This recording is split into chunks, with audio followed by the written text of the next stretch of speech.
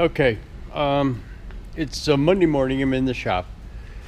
What I did is last Friday I delivered the car that I picked up in Illinois to the owner.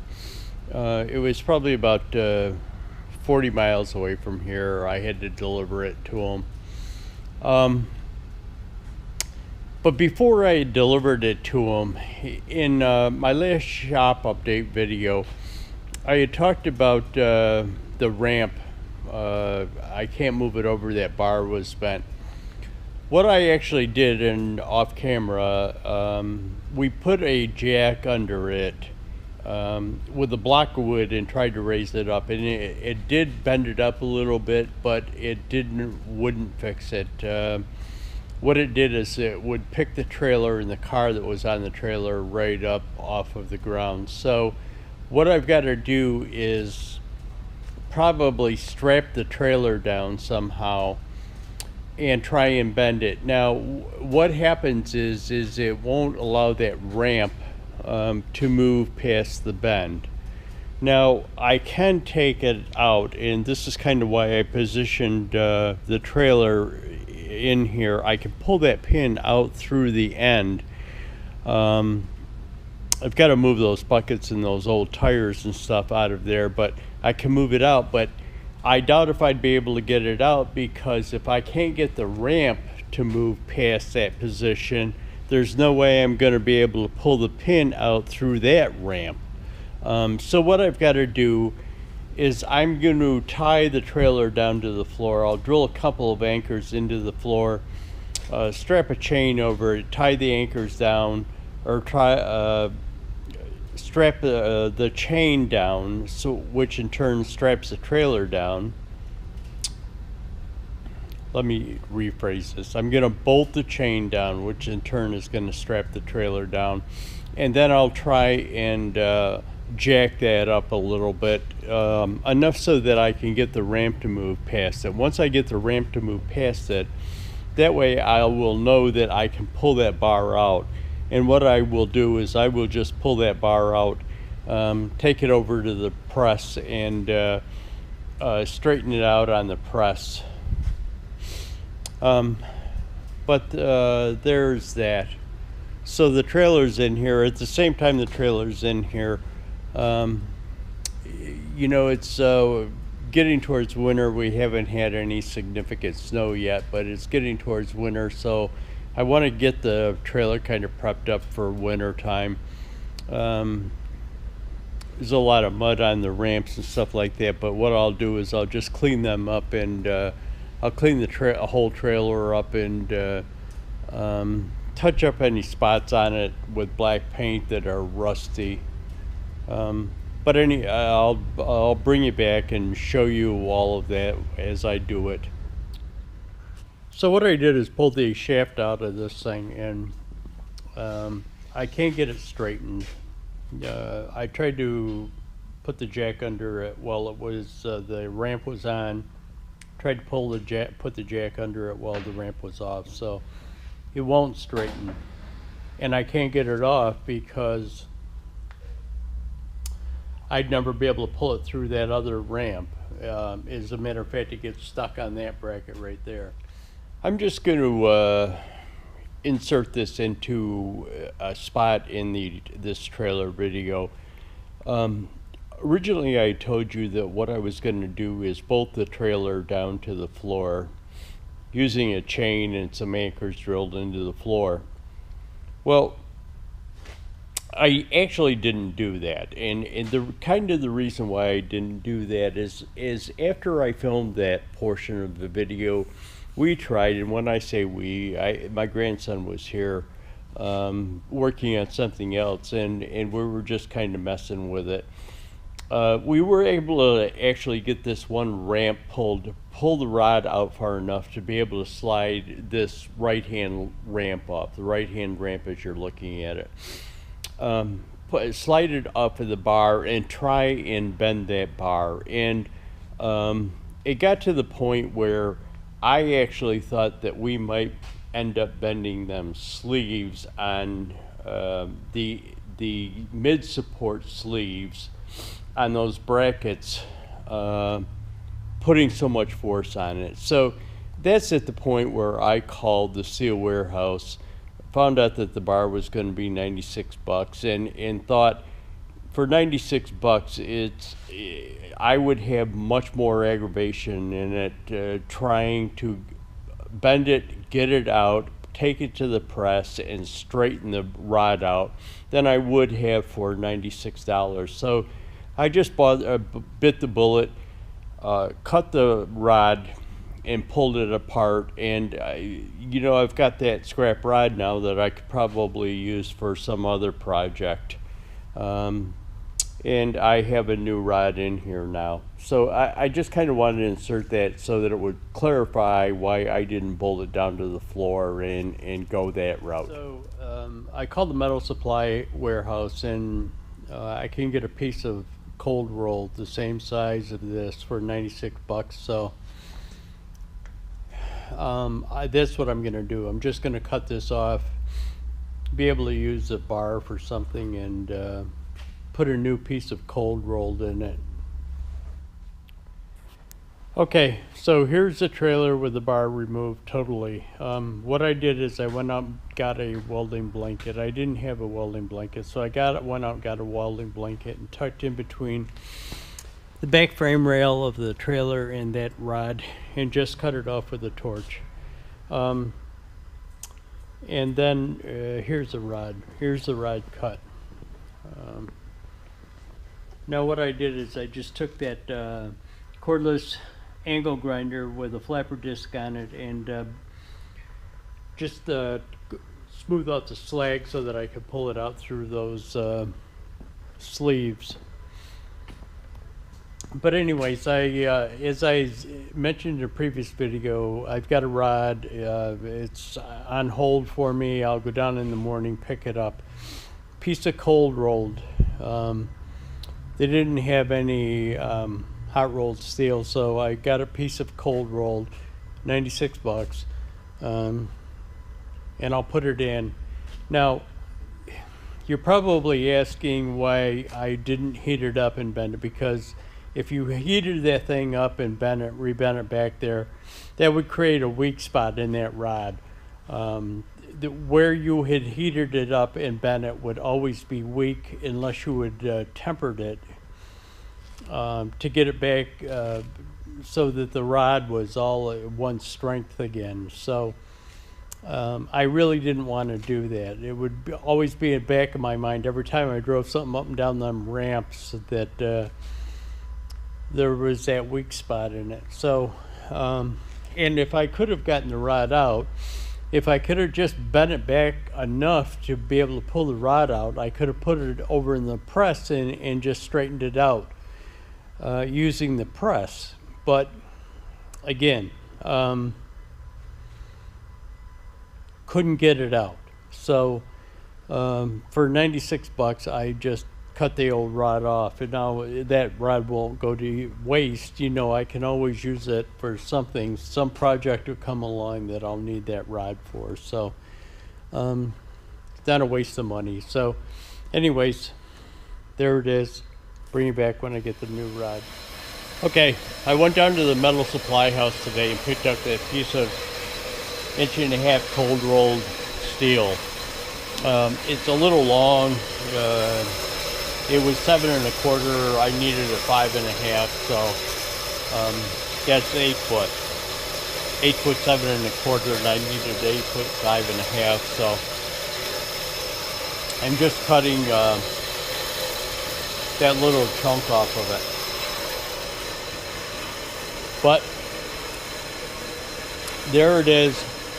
Gonna do is clean it up. It's got some whatever that oily substance they put on steel out of the mill. Clean it up. I am gonna paint it. The bar on there is painted, so it's painted black. So I'm gonna do the same thing. Gonna paint it black. I'm probably gonna prime it first and then paint it black, and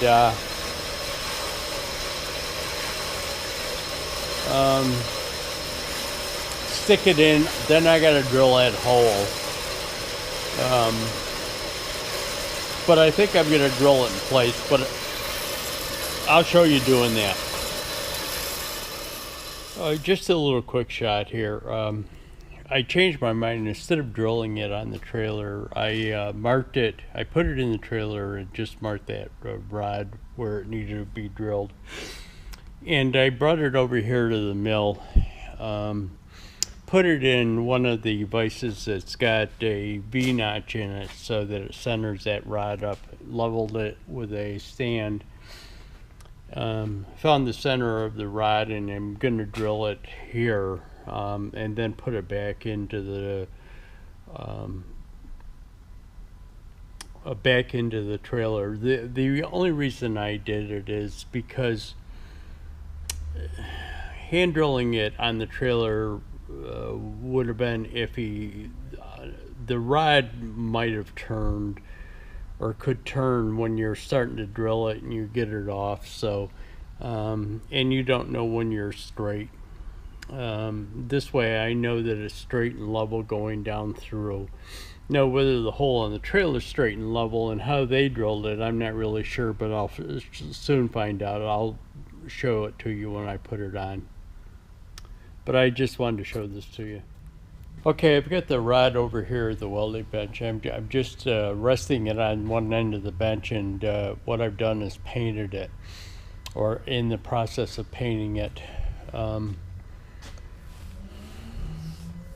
going to get a couple of coats on it and then throw a clear coat on it. Now it's going to get scuffed up, but at least it'll go in being good. I'm also going to clean up the ports on the ramps so that they're clean. Maybe get some paint in them or some grease in them so that they don't rust either. But I'll bring you back. Okay, so on the trailer now. What I've got going here is, it is discussed in our previous video. I had taken that bar off. What I did is, there was a couple of spots where the ramps had rubbed against that back of that tube steel or the back of the trailer. So I cleaned that up, got some paint on it.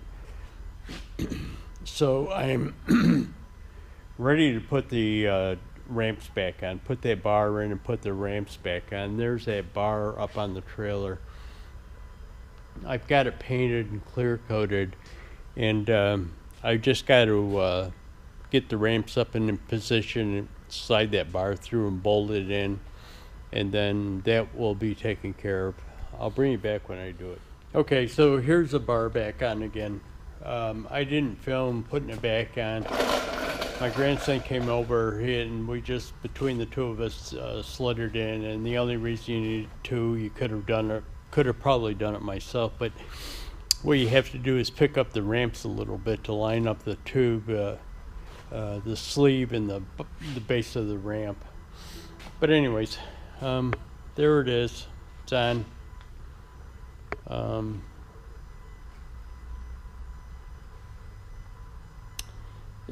Bar got scuffed up a little bit, so the paint came off of it, so I'll just touch it up. It's not a big deal. It's gonna probably happen as I slide the ramps back and forth, so I'm gonna touch it up, and then I'm gonna lightly oil it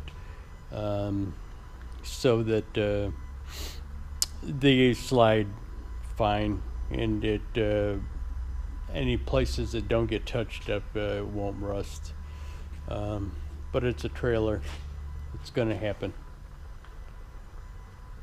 I just got to clean the trailer up. I'm gonna clean the rest of the trailer up and then put it back outside. I don't have any hauls planned in the future, so I'll just put it outside in preparation for snow. Okay, I'm back on the trailer. This morning, what I did before I left yesterday is I just I took the garden hose and just sprayed the trailer down. The ramps as you can imagine, get beat up really bad. So I didn't take a before shot. Hopefully the condition of them will show up in the previous videos. But here's what I did is I just came in this morning.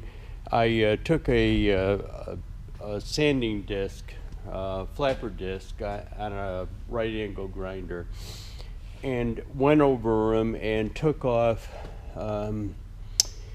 most of the bad areas. I kind of scuffed over the entire thing, but concentrated on the bad areas where the paint had chipped up, or it could have actually been powder coated, and I think it was powder coated originally. But what I did is worked on them with the flapper wheel, and then went over it with a orbital sander. I think that's 80 grit paper on there, and then I just sprayed it. Now you can see if you get in the light just right. Let me just touch the back of the screen there and bring it up, and you can see where it's scuffed up, and it's going to happen. It's going to happen every time you put the ramps down, and it happens more. It gets worse as the heavier the vehicle, or the conditions where you are. If you're doing it on pavement, or if you're doing it on dirt, or what the conditions are. But just to keep it looking good, I just went over it, and I do that every so often. So I'll bring you back the back side of the ramps. Let me see if I can get a shot of that. They're pretty bad, and you're probably going to get blinded out by the sun here. Yeah, you are.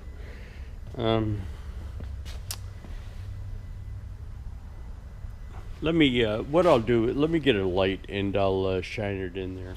Okay, we're back, and hopefully you can see that.